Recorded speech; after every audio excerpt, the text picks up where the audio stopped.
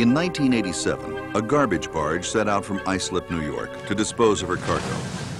As ports up and down the Atlantic coast turned the barge away, it became front-page news. We're denying access to the state of Florida. And a landmark in how we think about waste. We were no longer willing to look the other way. 2 years later, California became one of a number of states to pass legislation requiring reductions in the amount of waste we send to landfill. It's been a success of historic proportion. In a time of tremendous economic growth, California has dramatically reduced landfill waste. Alameda County is well on its way to meeting the statewide goal of 50% diversion. And local voters have gone on to pass a measure targeting a 75% diversion rate by the year 2010.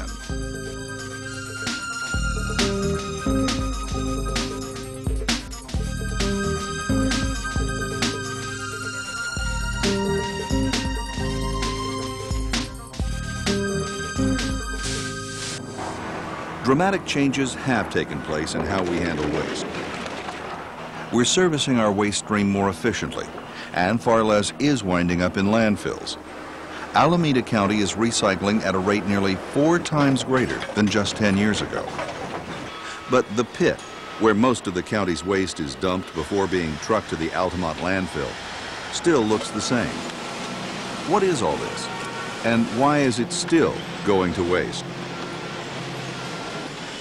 Americans are the biggest trash producers in the world, and the rates at which we're making waste aren't changing. As we confront the effects of our decisions about waste on coming generations, the key word is sustainability. How can we sustain and improve our quality of life, the environment, and our economy several generations into the future? It's going to require dramatic reductions in the waste we make and putting what we do waste to work for us.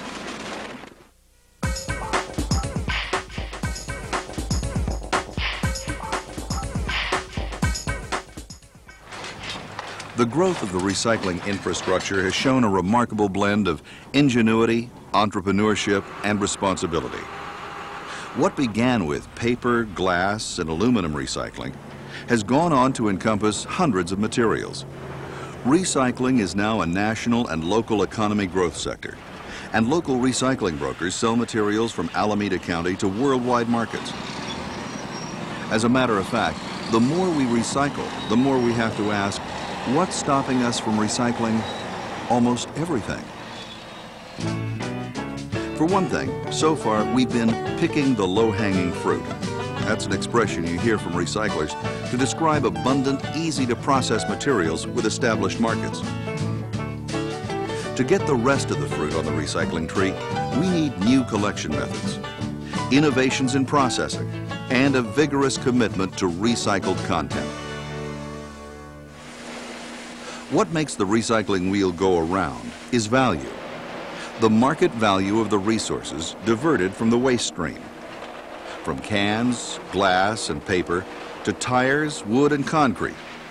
As materials can be more economically recovered and processed for sale, markets develop and grow.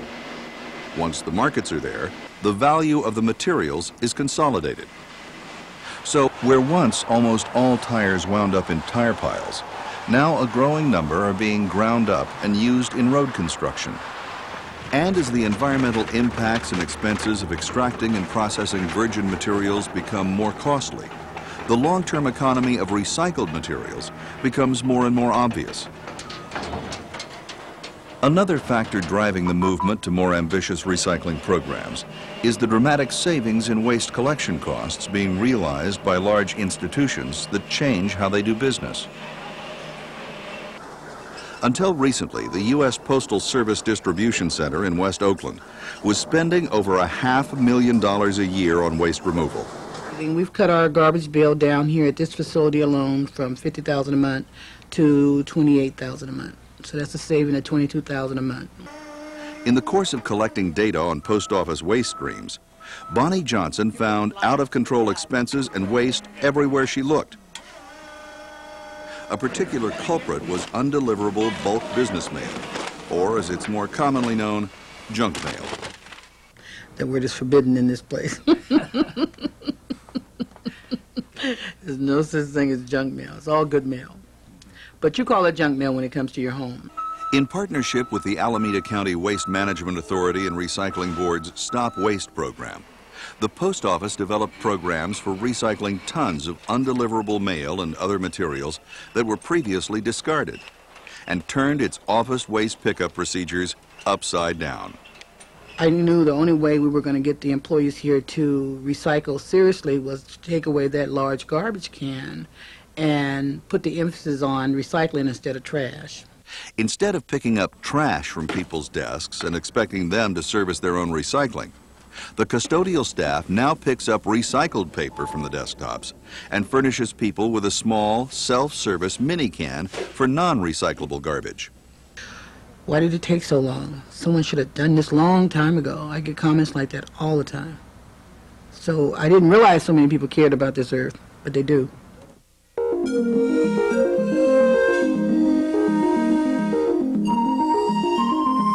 People do care, but despite our best intentions, many common materials are still difficult to recycle.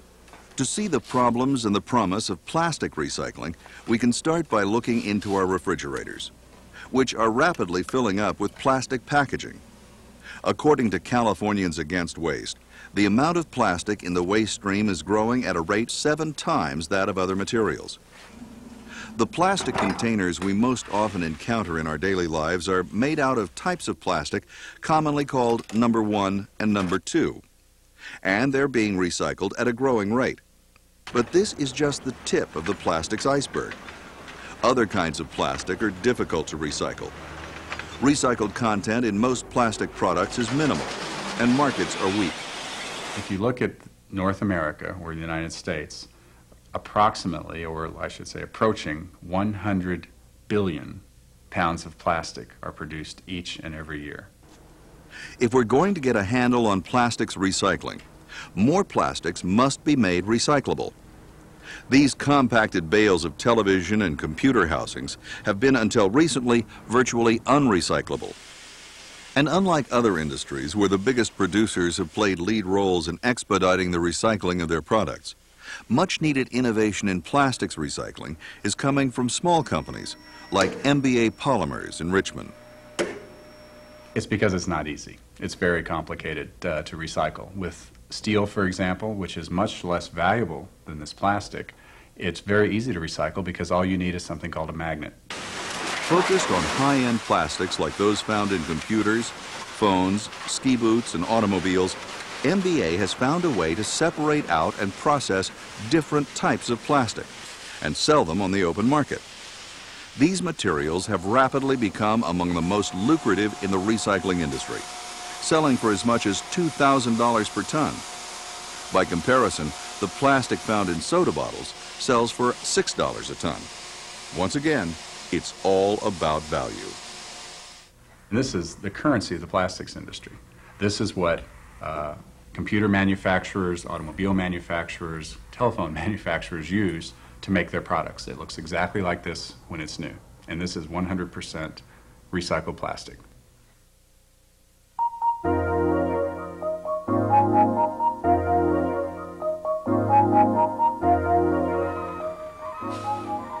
The largest component of the waste stream that for the most part is not yet being recycled is actually the most recyclable of all: organic waste.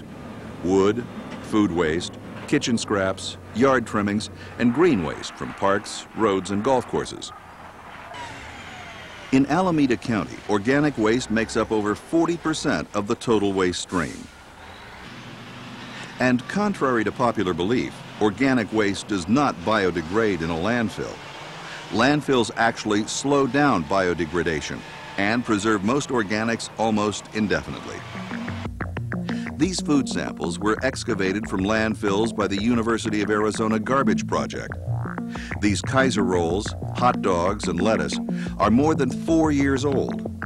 This ear of corn is 18 years old. Organic materials in landfills can also produce gases and runoff that pollute our air and water. Until recently, organics recycling has been practiced primarily by farmers, gardeners, and home composters.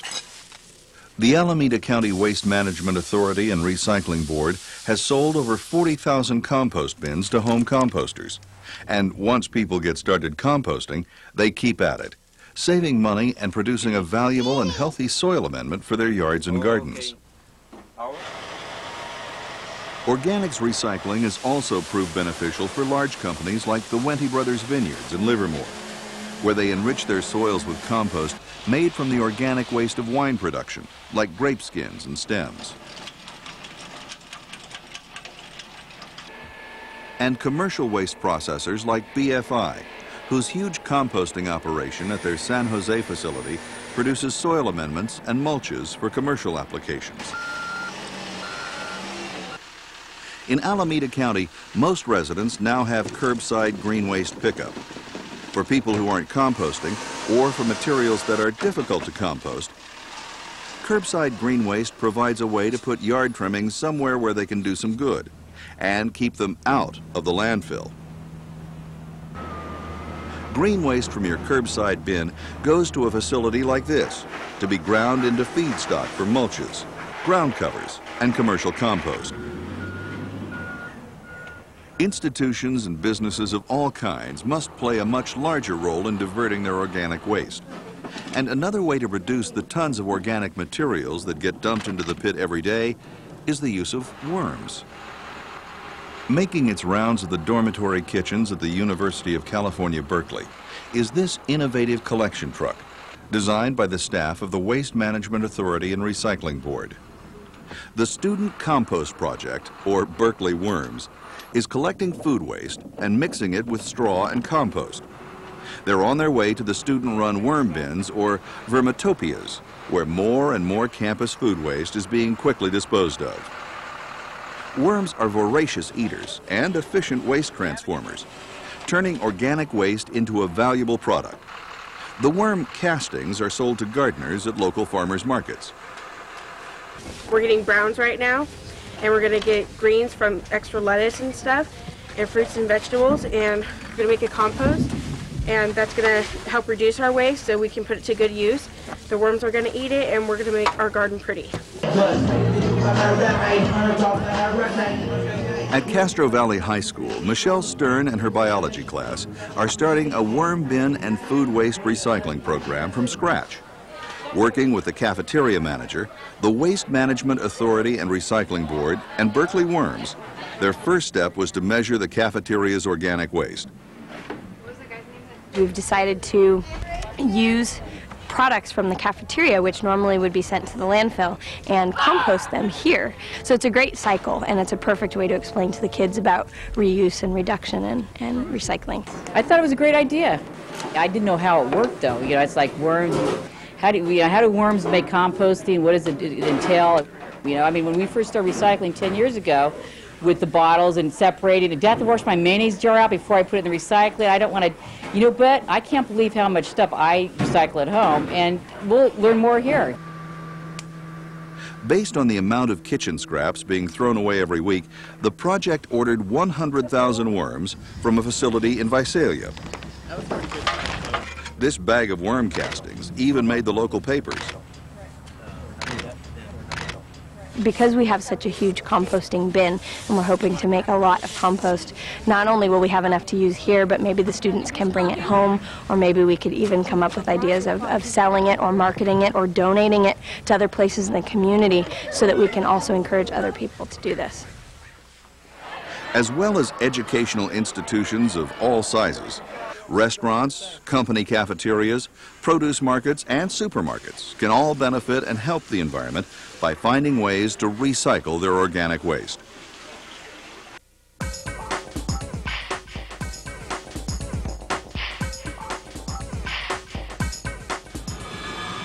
The construction and demolition industries traffic in tons of materials and generate huge amounts of waste.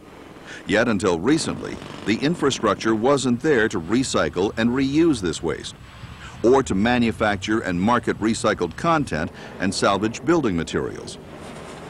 Now, it's a whole new ballgame. In this development outside Union City, 2 new homes go up every week, generating tons of scrap wood, sheetrock, wire, metal, cardboard, concrete, and dirt. It wasn't so long ago that all this would have gone into a landfill.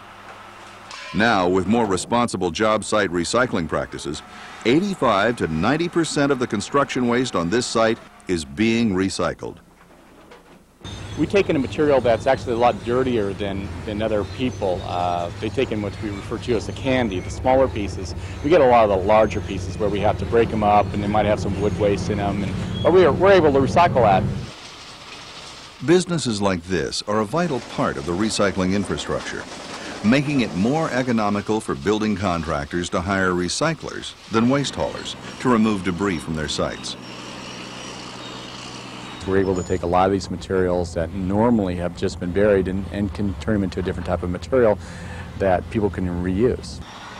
At the innovative Zanka Road Disposal Facility, in addition to roofing tiles, shingles, metal, and green waste, they've found ways to recycle the wood from demolition debris, turn concrete into road base, and gypsum wallboard into a soil amendment.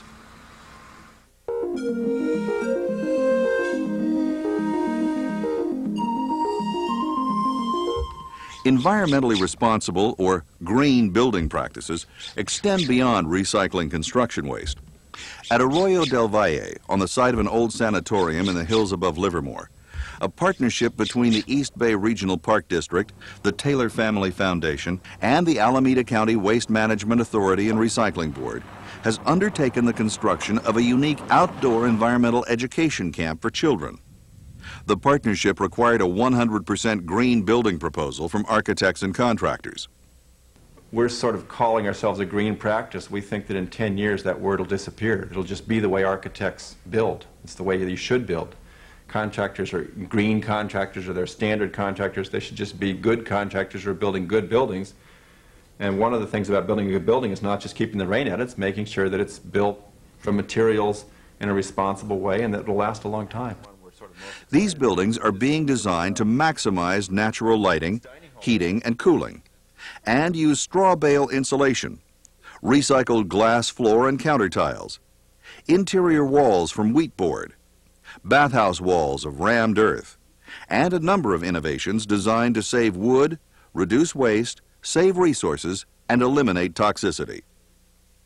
If we design these buildings and then compare it against the way a standard building would be built, you can actually do, through this process called life cycle analysis, analyze all of the impacts of the building materials and the construction and look at how you did. You can actually say we're using 20% less energy, 20% less wood, 30% longer life to the building. At the moment, we're sort of saying, let's look at the buildings we're building and let's make them better for the environment. But how you live and how you occupy that building and your patterns of use and your patterns of consumption are probably, in the long run, more important.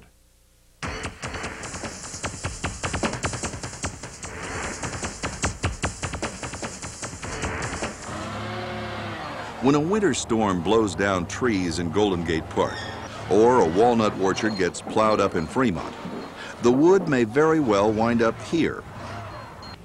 A recent addition to the environmentally responsible business community in Alameda County is Eco Timber, thriving in an old coffee warehouse in Berkeley, selling reclaimed and salvaged timber and sustainable harvest woods to individuals and the building trade.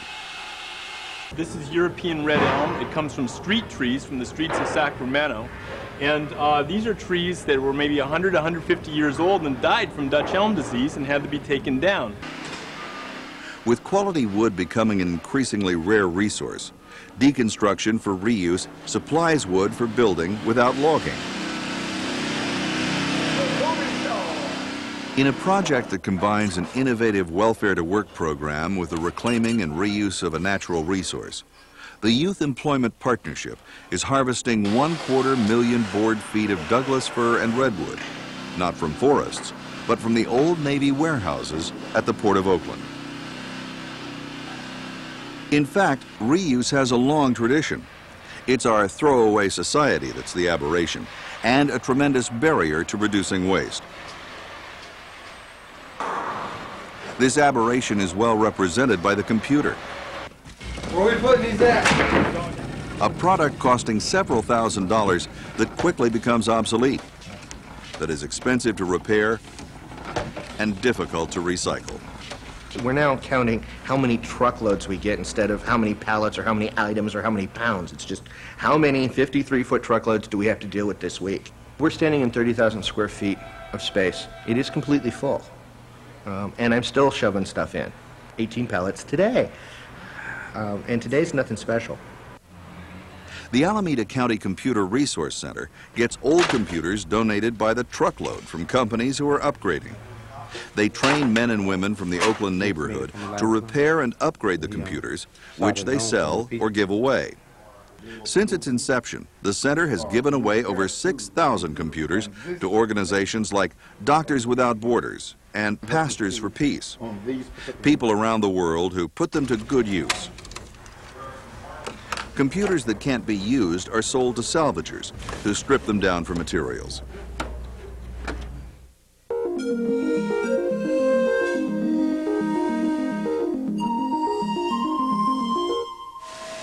Most of the waste stream comes from commercial sources, from where we work, not where we live. And if we're going to really change things, much of our focus must be here. Steve Kahn's Auto Shop in Berkeley is one of a number of small businesses that have been certified as a green business for adhering to guidelines on recycling, energy and water conservation, and toxics handling. The green business means that the waste that would normally come out of a repair shop is recycled. For instance, the waste oil, the coolant, and the oil filters. By providing small businesses with incentives to become green certified, Alameda County encourages good business practices and gives the consumer environmentally responsible options. It's like a good pat on the back. You can use it in your advertising. It even reduces my cost of waste going to the landfill.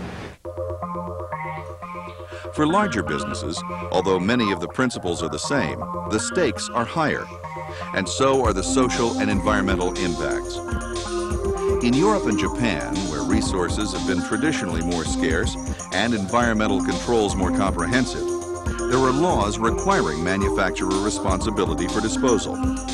This means that manufacturers are responsible for and must prepay the cost of disposal for their products, encouraging design for easy disassembly, recyclability, and toxics reduction. The sense that manufacturers should bear some responsibility for the eventual environmental impact of their product is a potent one.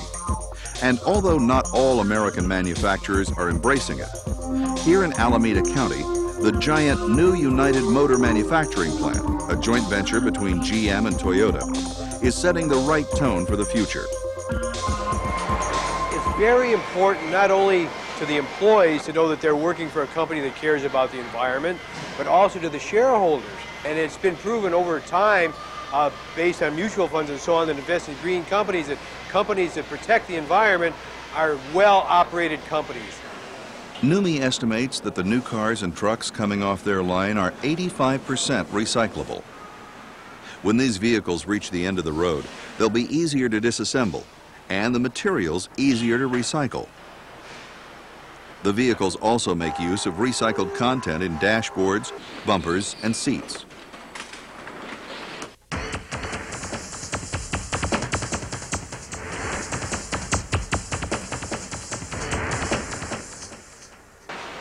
In use throughout the plant at NUMMI are these collapsible, reusable plastic shipping containers.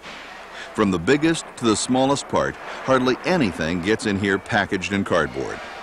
In addition to reducing the waste cardboard, we've saved literally millions of dollars.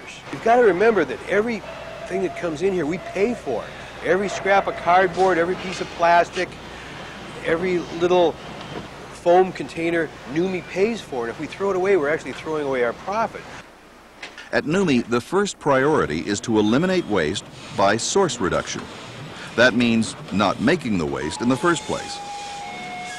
Source reduction is always cost effective. Recycling often isn't.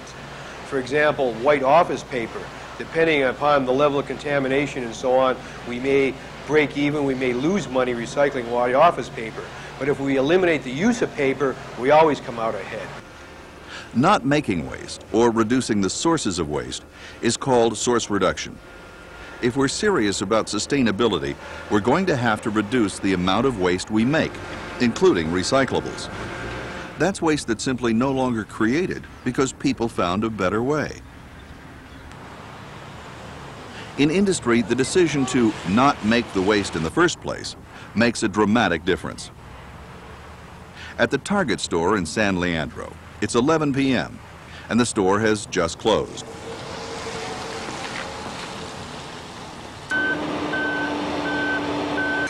Target has instituted a project to de-trash their apparel lines. Goods arrive at stores ready to go, eliminating millions of pounds of pins, paper, poly bags, tape, and chipboard every year. Clothing vendors are requested to hang their goods on Target hangers. They're brought directly onto the floor. When the product is sold, the hangers are removed and reused. Target estimates that their annual waste reduction has reached 48 million pounds nationwide. That's 48 million pounds of waste that never got made. When you think about sustainability, imagine every business making a similar commitment. It's something that I put my heart and soul into right out of college. Wesley Chesbro was a pioneer in establishing recycling programs in the 1970s. Began to build a movement which now is the official policy of the state of California. Today he's a state senator. There's a lot of official policies that haven't really made any impact.